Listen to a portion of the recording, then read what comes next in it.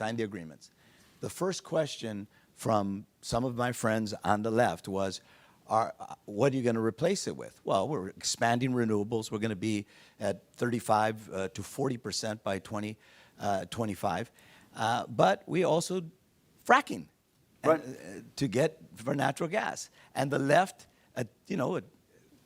attacked us because they said you're fracking. There's an unwillingness to find a middle ground, and that's a perfect example of a middle ground.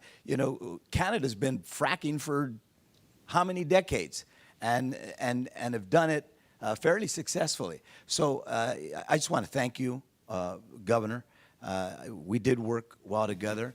I think we do need to have this conversation. I think there was an impact on both initiatives in terms of, moderating the center, if you will. You're seeing more and more Republicans in California now finally in support of immigration reform. That's that was something that you never would have seen. You're seeing Democrats who are supporting pro-business legislation and balancing the budget. So I think that it did have a positive effect. I do think we need to drive more of that. And I think the issue of courage and the willingness to stand up to your own party and your own interests is something we also need to. Can I ask you guys a quick question? The mayor brought it up, talking about the changes that what you all did has done.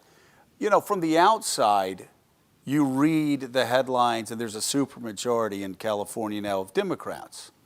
And you would expect a supermajority of Democrats do what supermajorities of Democrats always do: spend way too much money and tax way too much. But there's this moderating impact, actually.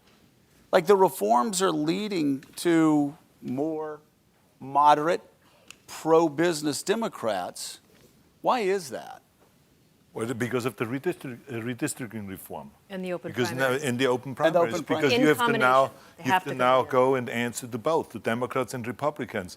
And you're absolutely correct, and I think the mayor pointed it out, that the Democrats now have come to the center, even though there are no Republicans now there that could be in their way.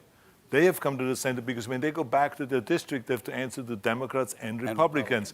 And so what has happened is that out of, for instance, 42 of job-killing bills that the chamber has pointed out as job-killing bills, they actually only voted for one, which was to raise the minimum wage. And everything else they killed.